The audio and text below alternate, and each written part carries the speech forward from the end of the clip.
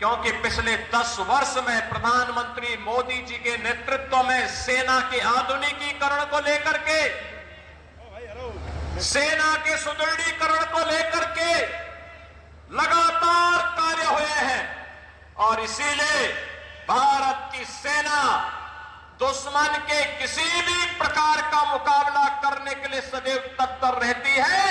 अगर कभी दुश्मन ने कोई जुर्रत की तो उसके घर में घुस करके उसको मार करके उसका काम तमाम करने की पूरी क्षमता आज भारतीय सेना के पास है। बहनों और भाइयों, जो काम देश की सुरक्षा के लिए सेना का है, उसी प्रकार का कार्य आंतरिक सुरक्षा में कानून का राज स्थापित करने में पुलिस की भी होती है। याद करिए 2017 के पहले का उत्तर प्रदेश कोई सुरक्षित नहीं था। सायकाल होते होते सड़कों पर कर्फ्यू जैसा दृश्य दिखाई देता था। उपद्रवी और उत्पाती सड़कों पर आकर तांडव करते थे। न बेटी सुरक्षित थी, न व्यापारी सुरक्षित था। हर तीसरे दिन एक दंगा होता था।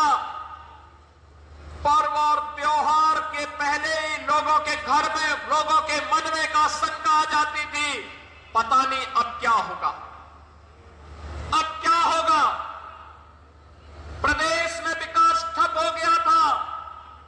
एक तरफ उपद्रव और दूसरी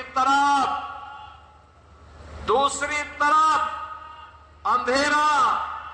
इन दोनों के बीच का समन्वय था समाजवादी पार्टी और पहले की 2017 के पहले की सरकारें।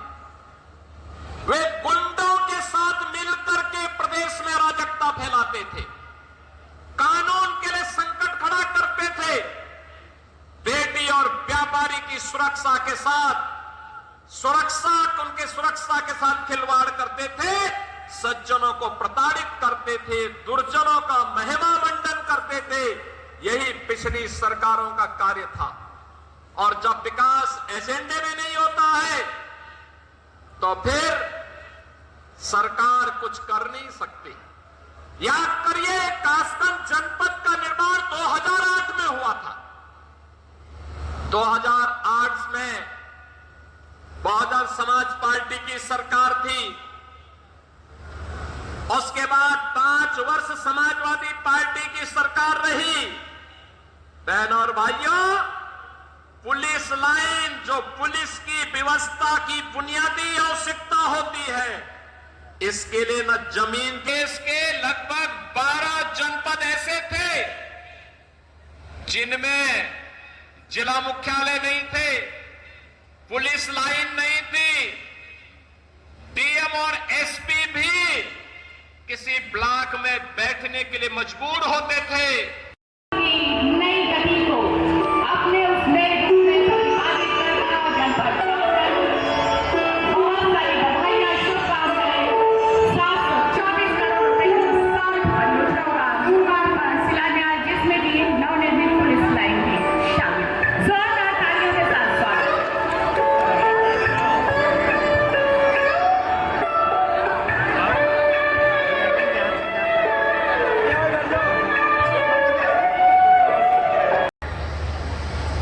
उत्तर प्रदेश सरकार में मंत्रिमंडल के मेरे वरिष्ठ सहयोगी,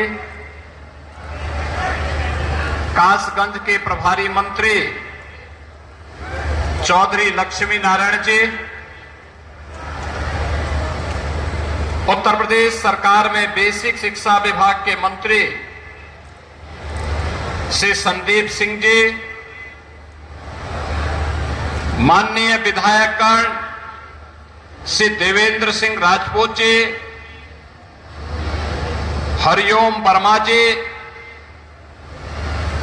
विधान परिषद सदस्य श्री रजनीकांत माहेश्वरी जी, मानवेंद्र सिंह जी, जिला पंचायत अध्यक्ष श्रीमती रत्नेश कश्यप जी,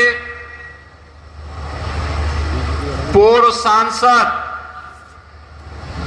श्री राजवीर सिंह राजू भैया, प्रदेश उपाध्यक्ष भारतीय जनता पार्टी श्री ब्रज बहादुर जी, प्रदेश मंत्री श्रीमती पूनम बजाज जी, जिलाध्यक्ष नीरज शर्मा जी, कासगंज की नगरपालिका परिषद के अध्यक्ष श्रीमती मीना माहेश्वरी जी, अध्यक्ष नगरपालिका परिषद सोरो श्री रामेश्वर दयाल मोहरे जी, आज के इस कार्यक्रम में उपस्थित भारतीय जनता पार्टी के सभी पदाधिकारीगण, उत्तर प्रदेश के पुलिस महानिदेशक श्री प्रशांत कुमार जी, प्रमुख सचिव गृह श्री संजय प्रसाद जी, प्रशासन और पुलिस के हमारे सभी वरिष्ठ अधिकारीगण, कासगंज से जुड़े हुए मेरे सभी उपस्थित बहनों और भाइयों, आज ये मेरा सौभाग्य है कि श्री हरि विष्णु के 12 अवतार की इस पावन धरा को नमन करने, भारत के ज्ञान की परंपरा को सांख्य दर्शन के रूप में आम जनमानस को एक नई प्रेरणा और प्रकाश प्रदान करने वाले महर्षि कपिल की इस पावन धारा को मुझे नमन करने का सौभाग्य प्राप्त हो रहा है। इस अवसर पर कासगंज वासियों को 724 करोड़ रुपए की परियोजनाओं की सौगात भी मिल रही है। इसके लिए कासगंज के जनप्रतिनिधियों को हृदय से धन्यवाद देते हुए यहां की जनता जनार्दन का मैं अभिनंदन करता हूं, उनका स्वागत करता हूं कि आज इतनी परियोजनाएं आपको प्राप्त हो रही हैं। कासगंज याद करिए, जब सृष्टि के निर्माण की प्रक्रिया आगे चल रही थी, भगवान श्री विष्णु का तृतीय अवतार 12 भगवान के रूप में इसी धरती पर, सोरों की धरती पर, इस धरा के कल्याण के लिए अवतरित होते हैं। सोरों की इस पावन धरा को, जो कासगंज जनपद की पावन धरा है, इसको नमन करता हूं। और ये हमारा सौभाग्य है कि सोरों के इस आध्यात्मिक महत्व को हमारी डबल इंजन की सरकार ने समझा है। प्रधानमंत्री मोदी जी के विरासत और विकास के इस कार्यक्रम को हम लोगों ने समझा ही है, बल्कि उसको प्रभावी ढंग से क्रियान्वयन कैसे होना चाहिए, आज सोरों के अंदर चल रही विकास की परियोजनाएं, कासगंज के अंदर चलने वाली विकास की परियोजनाएं उसका उदाहरण है। और उन्हीं के लोकार्पण और शिलान्यास के लिए आज मुझे आपके इस जनपद में आने का सौभाग्य प्राप्त हुआ है। इन सभी परियोजनाओं के लिए मैं कासगंज वासियों को हृदय से बधाई देता हूं, अपनी शुभकामनाएं भी देता हूं।